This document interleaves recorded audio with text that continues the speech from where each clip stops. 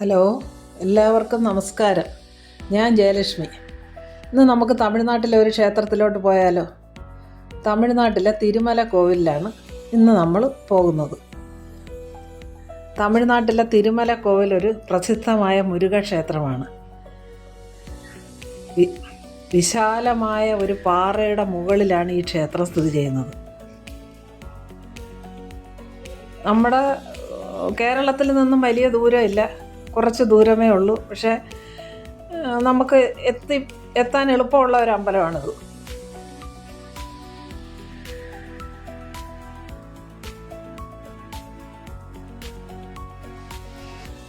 തിരുമല കോവിലിൽ നമ്മൾ താഴെ എത്തിക്കഴിഞ്ഞാൽ അവിടെ 101 പടികൾ കയറി വേണം ഈ പാറയുടെ മുകളിലെത്തി അമ്പലത്തിൽ ദർശനം നടത്താൻ. പടി കയറാൻ പറ്റാത്തവർക്ക് തമിഴ്നാട് ബസ്സുണ്ട്. താഴെയുള്ള ടിക്കറ്റ് കൗണ്ടറിൽ നിന്നും 10 രൂപയുടെ ടിക്കറ്റ് എടുത്ത് നമുക്ക് ബസ്സിൽ അമ്പലത്തിൻ്റെ മുറ്റത്ത് ചെന്നിറങ്ങാം.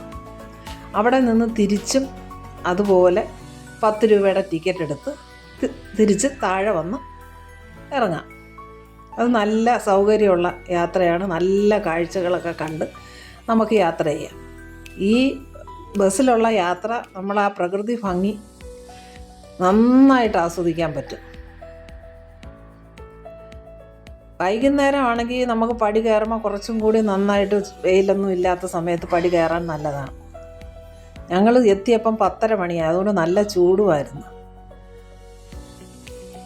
അമ്പലത്തിനകത്ത് മൊബൈൽ ഫോൺ ഉപയോഗിക്കാൻ സാധിക്കത്തില്ല. നമുക്കവിടെ മൊബൈൽ ഫോൺ കൊടുക്കാൻ കൗണ്ടറുണ്ട്, അവിടെ കൊടുത്ത് തിരിച്ചു വരുമ്പോൾ നമുക്ക് വാങ്ങിക്കാം.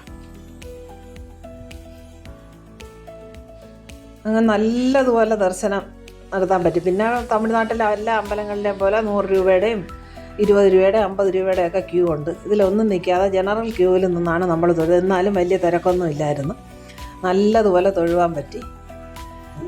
നന്നായിട്ട് തൊഴുത് ഇറങ്ങി.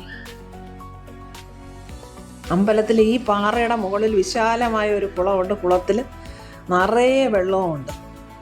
ഇതെല്ലാം നമുക്ക് അതിശയമാണ്. ഇത്രയും വെയിലത്തും ഈ പാറയുടെ മുകളിൽ ഇത്രയും വെള്ളം, അതൊരു അതിശയമാണ്.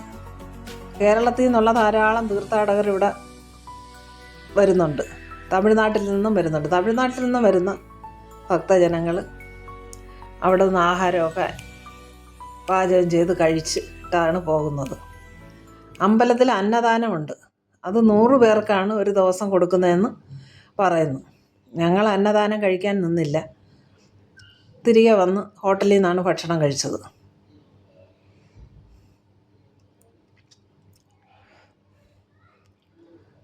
ഇപ്പോൾ വെക്കേഷൻ ആയതുകൊണ്ട് എല്ലാവർക്കും അമ്പലത്തിൽ പോയി തൊഴുവാനുള്ള സമയം കാണുമെന്ന് കരുതുന്നു. സമയമുണ്ടെങ്കിൽ എല്ലാവരും തിരുമല കോവിലിൽ പോയി മുരുക ഭഗവാനെ പ്രാർത്ഥിക്കണം. എല്ലാവർക്കും ഐശ്വര്യങ്ങൾ ഉണ്ടാവട്ടെ. എൻ്റെ വീഡിയോ ഇഷ്ടപ്പെട്ടെങ്കിൽ like, comment and subscribe. Thank you.